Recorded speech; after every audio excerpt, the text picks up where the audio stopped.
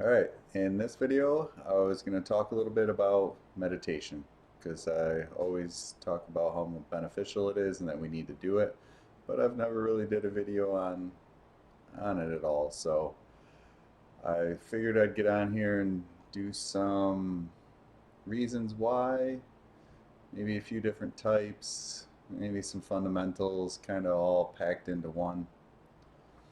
I mean, obviously, the first thing you got to do is find a quiet space where you're not bothered because it's very hard to go within when, there's so much distractions outside. I mean, obviously, once you get good at it, you can do meditations when there is a lot of distractions outside. I know I've done it in the airport a few times. I've done it on an airplane. I've done it. I would say those are the most difficult spots where you got so much going on around you that it makes it harder to do, but the better you get at it, the easier it gets. But to start off, you're probably going to just want to find a quiet space where you're not going to be bothered so you can sit comfortably and close your eyes and do all that stuff. So, and then usually always set a time limit. And I mean, if you have to move and adjust when you're doing it, because there was a time period when I first did it, I meditated with a monk, and I was unaware that you could move. I thought you just had to be still and sit there. So it was funny because I got a cramp in my leg, and I was like, "Oh no, I can't move." And there was so much going on, and I didn't think I could move, and so I was really stressing out about it. And and then when the meditation was over, the monk was like, what was going on over here?" And he like pointed at me, and I was like, "Yeah, I got a cramp and couldn't do it." He's like, "No, if something like that happens, you can just readjust. You can open your eyes, readjust, get yourself, rub the cramp out or whatever." And then kind of, it was like a Charlie horse in my hamstring. And he's like, just, then refocus and reset and keep doing it. So I didn't know that at the time, but that was a good, obviously a good experience to learn that. So, and then I don't know, like mindfulness meditation, you pay attention to your thoughts. I mean, you focus on your breath at times. For me, it's just more or less like when I'm starting in the beginning, I kind of like will do that, like focus on the inhale, focus on the exhale, focus on the inhale, focus on the exhale. So, I mean, I do get that, because sometimes like once you start to focus on your breath, then you'll like start to lose yourself and drift into a deeper meditation. So that's definitely one good thing. And obviously, meditating once, it'll help you for that moment, but if you really really really want the results of meditation, you got to turn it into a regular practice. I mean, I would do it every day if you can get yourself to do it, or as much as you can. But I in the beginning, when I first started, I would do it like once, and then I wouldn't do it for months, and then I'd do it and I'd be like, there's no really, I didn't really get the benefits of it until I realized that you have to, if you really really want to get the benefits, you got to do it every day. So, and again, and if you have to, try different ones to figure out which ones work best for you. So obviously there's a lot out there. I'm going to talk a little bit about those here in a little bit too. I was just kind of getting the basis. I know for me, like, people are always like, you can't shut your mind off, and or that I always have these thoughts, and to me that's the goal isn't to shut the mind off, because if you're trying to not have thoughts, it's not going to work. For me, you focus on the breath, the breathing, and relaxing, and you're going to have thoughts come up. They're going to come up. You're going to have normal everyday thoughts like, what do I got to do later today? You might be stressed out about something at work, or just, regular, normal, everyday thoughts are going to come up. But then when you start to realize that you're having those thoughts, that's when you shift back gently to focusing on your breath again. There's mantra meditations, guided meditations. So you want to shift back and forth from thoughts to breath, thoughts to breath, thoughts to mantra. and be gentle with yourself, because I've meditated every day for over 17 years and I still have these problems. So they're not going to go away. It does get a little bit easier, but still some of these things will continue to happen regardless. And then I was always taught that, like, on the day, like, there's some days where my half-hour meditation will be like that and it's done. And then there's other days where the half-hour meditation feels like it's an hour. So you don't want to give up on any of those days, because you especially don't want to give up on the days that seem harder, because those are the days where you got a lot of stress, you got a lot of thoughts, you got a lot of energy that you need to release and let go of. So you definitely want to continue to, you don't want to give up on those days, because those are the days you need it the most. And there is no good or bad meditation, there just is meditation. And I would say there just is good meditation. So and they used to tell, my instructors told me that uh, every meditation that you have is perfect for that moment that you're in. So whether you fall asleep, you have a hard time, you're really stressed out, you have a lot of thoughts, or you're zenned out and you get a really good one. Well, you feel like it's a really good one because you're zenned out, more peaceful. But so no matter what it is in those moments, those are the experiences you were meant to have. So don't try to deny them and let them go. So so let's see, what else do we got? So yeah, and then some of the reasons why I do it is to reduce stress, because I noticed in my life after I started meditation that my stress levels definitely went down a lot.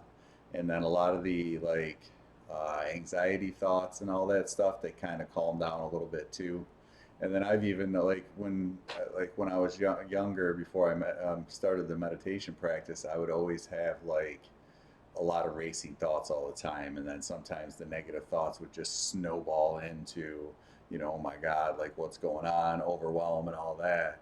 And I still get that way from time to time, but I do not get, I used to get that way almost every day. So I feel like the more you kind of relax, the more you kind of keep meditating, the more that these thoughts just kind of don't come as much. Like, there were days where I'd have a hard time sleeping because of all these racing thoughts, and it would keep me up all night sometimes if I was too stressed out. Well, now I'm a night owl, but that's by choice. So when it's time to go to bed, it's time to go to bed. But before, they used to just keep me up at night. So it definitely helps improve your sleep. I've noticed it does help uh, focus, concentration. I definitely wouldn't have done this stuff like I'm doing now back before I started meditating. I was definitely afraid of public speaking before I was meditated. And I feel like meditation gives you that time to reflect on your, like, what's going on the inside. So that way it helps your emotional well-being. You start to see some of the reasons why you behave the way that you behave. You promote self-awareness. So when you kind of, in self-acceptance, we are who we are. Not everybody's going to be like we are. Not everybody's going to like what you like. So it's like, in life, I feel like you just got to figure out what you like to do, and just do it. Some people are going to like you, some people aren't. Well, good for the people that do, and good for the people that don't. Hang out with the people that do and that accept you. The ones that don't, well, you know, oh well. Move on and find other people that you want to hang out with, because at the end of the day, it's your life. Whatever you like to do, however you feel, whatever's going on, this is your life. And most of the time, if somebody's going to make fun of you for what you like or what you're doing, they're unhappy with themselves, so they're just reflecting it out on you most of the time. So again, just be you. And obviously too, I mean, I've read things over the years too. Meditation helps, healthy lifestyle. And they always, like, I was taught at the Chopra Center that, it doesn't always guarantee that you're going to make better choices, but they said don't be surprised if once you start to meditate every day, if you start making better choices, because it just kind of does that. It changes the brain. It changes you from alpha to, or from beta to alpha. So and then there's other parts of neural pathways and all that stuff that it kind of changes those. And I always think it like bring stuff from the unconscious mind that you may have been programmed through childhood or bad experiences, all that stuff. It'll bubble it up to the surface and then you let it go. So then you, like, maybe some of the things that of why you're so stressed out, like experiences you might have had when you were younger, will come up, and then you just kind of let them go. You know, I remember the first couple years I meditated, I had a lot of like memories of old childhood experiences. Then I just like, wow, you know, I forgot all about that. And then I'd be like, yep, that definitely was not my fault. Or, you know, you kind of like, now that you're older, when you're younger, you might not have understand the whole situation when you were a kid. But now that you're a little older, you're like, oh, okay, I see what happened in that scenario. That wasn't my fault. Or, you know, anything, little thing like that will come up. So some people think, oh, I don't want to relive all that. And it's like, you know, it's not as bad as you really think it is. And sometimes you just gotta, sometimes you need to relive that to kind of bring it back into your consciousness so you can let it go. And I think that like meditation is that tool to help you bring it up and deal with stuff that you need to be dealt with. Because I'm also learning that your unconscious mind also um, it waits until the time is right for you to actually relive those experiences and deal with them and let them go. So it's definitely a process, and I feel like the more you become aware of that process, the easier it will get. Now, I mean, in the future, I will probably do more videos, which I will do more videos on those like categories by itself. Right now, this video is just a general basis of some of the ideas I have about meditation and some of the things I wish I would have knew about meditation too. So, and it definitely helps with uh, you know, creativity and problem solving and stuff too, because before I did this video I did my you know, daily meditation too, so it helps put you in that zone that it kind of helps me focus a little bit more. It helps me get my ideas together a little bit more, so it's definitely good for creativity and problem solving and all that good stuff. So,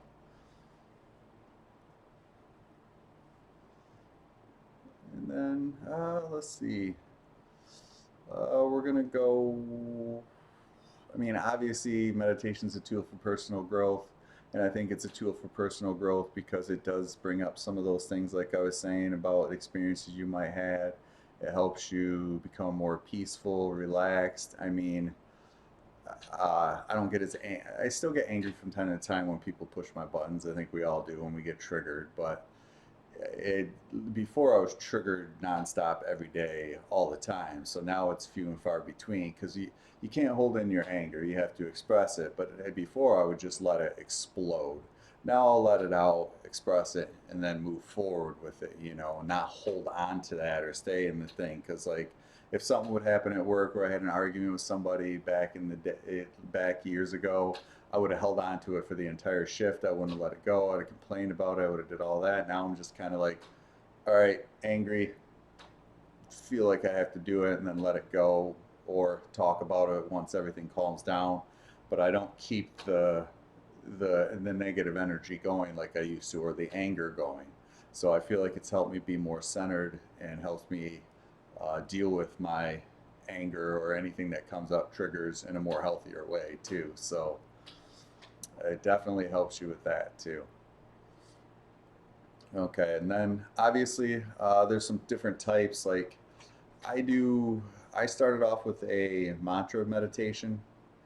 I mean, before I did the mantra meditation, I did a chakra meditation where they did tones as it went up each chakra, and then you would like visualize each chakra as it's going up, and then it would be it would tell you which one you're on, and then it would do the tone, and then it would switch to the next one, so you could focus on each one as you're listening to the tone and breathing, and that was pretty cool. I mean, that was one I had to listen with headphones on, and then I used to do one where it was alpha music, so you'd put the headphones on and listen to alpha waves and all that. So, and these are all good. I mean, they help for sure, especially when you're first starting. Because I know when I first started, there was no way I couldn't do sit there and do it by myself. I needed music. I couldn't meditate. I couldn't sit in a room by myself and just meditate.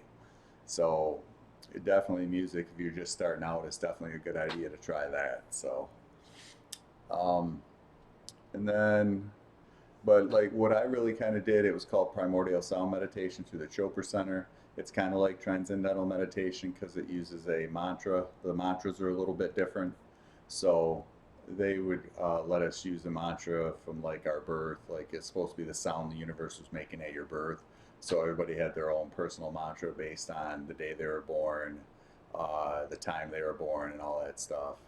So, and it was just like Om, your bija, which is the personal mantra, and then Nama. So it was like Om is the whole universe, your bija is you, and then it's bringing it all back together in a circle.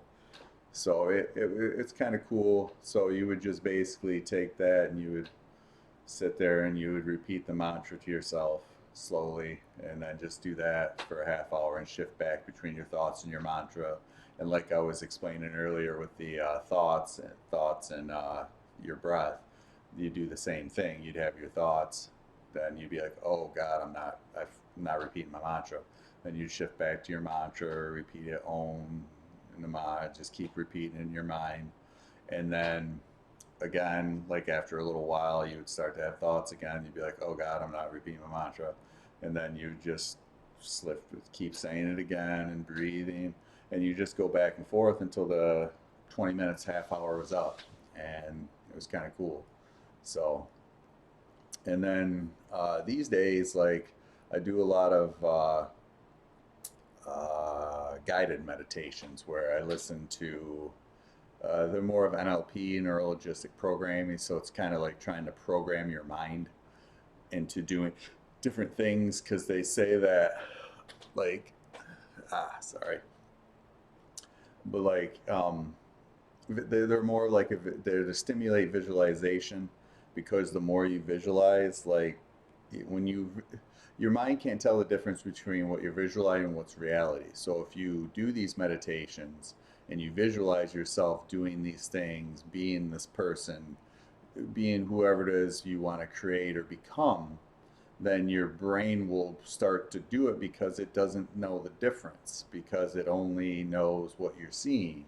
So if you're visualizing you being this, better version of yourself, then you're going to slowly but surely continue to do it. But I mean, you, it's probably not going to work if you do it one time. Like, oh, I meditated one time and I didn't become the person I wanted to be. And it's like, no, you kind of got to do it like on a regular basis because you can't. You just got to keep doing it. It's the repetition. You got to master it. You got to see it. You got to become it. I mean, I've been doing it for a while. It's like a process. You get a little bit better. You, you might not be that person, and then you get a little bit better. Like there's so much stuff we all have to go through, and everybody has their own journey to get with it where it is that they want to go. But at least by continuing the process and doing it and creating a better practice and maybe making better choices and seeing yourself as that new version of yourself, then eventually, little by little, you'll realize it. Like I wanted to do the YouTube channel for a while, but it took me a good year, maybe even more, to even do the YouTube channel. And then I'll go through time periods where I don't do it, and then I'll go through time periods where I do. And then even tonight, like I told myself I was going to do a video, and then I was like, nah, maybe I won't. I don't know. And then I watched a video of someone else, and they're like, you got to become that person you want to do. Don't sit there and say you're going to do these 10 things and then only do two of them. You got to, if you're going to make a to-do list, do them all. And I was like, man, he's right. I was like, I better get on and do that video that I said I was going to do. So as soon as I got done watching his video, I started like reading some stuff and like getting in the, groove, and then uh, wrote some ideas down to talk, well, like what to talk about in this video. And I'm still getting a little bit better at it. I'm getting better talking in front of the camera. Obviously, that's part of the reason why I continue to do videos. Is I figure the more I do them, the more I'm going to get better at them. With anything in life, you gotta just keep doing it. You're not going to be a pro right off the bat. You're not going to be a pro meditator right off the bat. You just got to keep doing it. You're going to have different experiences, but you have to start somewhere. And I mean, just do it. I mean, it's for me, it was life changing. I did it for, I went on a retreat. I didn't even think, I remember there was a time period in my life where I was like, there's no way. Wayne Dyer and Deepak Chopra would be like, if you want to reach the highest level, you got to meditate every day. And I was like, these guys are crazy. There's no way. I can barely even do it. So, and then I would do it on and off. And then all of a sudden one day, I was like, all right, I'm going to go on this retreat. And I went on the retreat. And then we meditated. God, we meditated for 3 hours, 4 hours a day sometimes, and it was challenging. But then when we got done, like the last day, they're like, all right, it takes 21 days to create a habit, and we've already helped you with 7. They were right. We've already did it 7 days in a row. You only got to do it 14 more on your own. They challenged us to do it, and I was like, all right, I will do it. And then I've never, there's only been one day in 17 years where I think I meditated for 5 minutes, and it was on St. Patrick's Day because we went out drinking, which is also some of the stuff I don't do that much anymore. So so that's the thing too, is I used to party all the time, and now I don't party barely at all because this is like my drinking is the meditation. It puts you, because drinking puts you in an altered state, so does meditation. So it's like a natural form of changing states. So, but again, and you can do it. Anybody can do it. You just got to be gentle with yourself. Just remember to focus on your breath, breathe. It's not always going to be easy, and sometimes like this is one of the things I wish I would have knew is like we have beta waves in our brain right now. They're really fast. Alpha kind of slower, and usually it takes 5 to 8 minutes, maybe even 10 minutes for your body to shift from beta to alpha. But you'll feel it, and if you can just get to that thing, like I remember when I first started, I'd be like, man, I don't want to do this. And then I'd be like, then I'd have to tell myself, all right, just keep breathing, and then after a while you're like, oh, and you can kind of feel your body just calms down, like you're changing. And I know that's the change of state. So just remember that just focus on the process, focus on the breath. If you need to do a mantra and you don't have a one like primordial sound, so hum is the universal mantra on the breath in with your eyes closed. Say so on the breath in and hum on the breath out, and just continue to do that, because a lot of the times the mantras don't have any meanings, so it kind of tricks the brain to go past the ego and all that analytical mind into deeper levels of inside, uh, to the higher self they call it. So again, because your brain, it doesn't have no meaning, so then the analytical mind has nothing to focus on. It's like, what's going on? And then you kind of drift away. So again, like I said, just you know start somewhere, be gentle with yourself, and I tell you, if you can get the practice down, it's definitely worth it.